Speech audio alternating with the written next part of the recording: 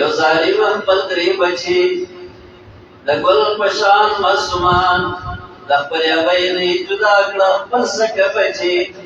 پردي بچي نه خپل بچي هغه ځان سره روان د اوبو ټینکۍ ته درې واڼه یې هغې ته ورګوزاره کړه درې واڼه 10 وکتې وي بیا کله تفتیش کېده چې بچي په کمه لاړل تفتیش داسې وشو چې دا بچي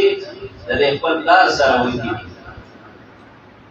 بیا هغه پلار یې قراره وکړو یا ظالمه تا دا خپل بچي ولې وژل یا ظالمه تا خپل بچي ولې ختمول هغه بیان څه کوي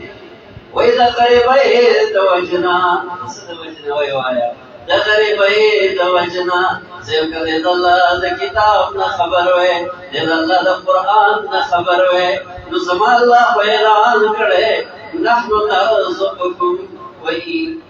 وإياهم یا دنیا والو زه تاسو له روزي درکوما ستاسو بچو له روزي ورکوما والله کسل بچ دی وی طالب الله د روزي او تنظیم کوي والله که 1000 بچ دی وی اغه تنظیم د الله په در کې دی او په سماء رزقکم تاسو رزق خدا اسمان نه دی الله په دې وی ایو له وره سره او په جماعتونو بغرزیدا ایو عجیب خبره به کوله وکړه دنیا نه رزق واړې وغلط فکر کې لاړې لا اسمان نه مقرر دا ال دنیا اخر سفر دا اصل کې روزي په اسمان نه ده ای ظالمان با اورس باندې سما پړې چې ستې شول یو اختر دی بلې ابای بدل سترګې تورې کړې بلې ابای بدیو ته جامې اغوستولې اختر دی دیو د خپل په جان سره رواني او دا ورته کوي په پته کې څه وادي به ورسره کړی چې بچو راځي تاسو له وړا پیانې اخلم دا با اخلم ایت څه پته ده چې زمونږ داږي زمونږ خاطر دی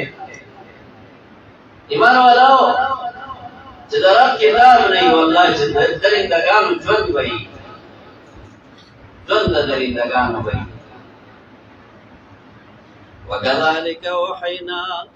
إليك روحا من أمرنا ما كنت تدري ما الكتاب ولا الإيمان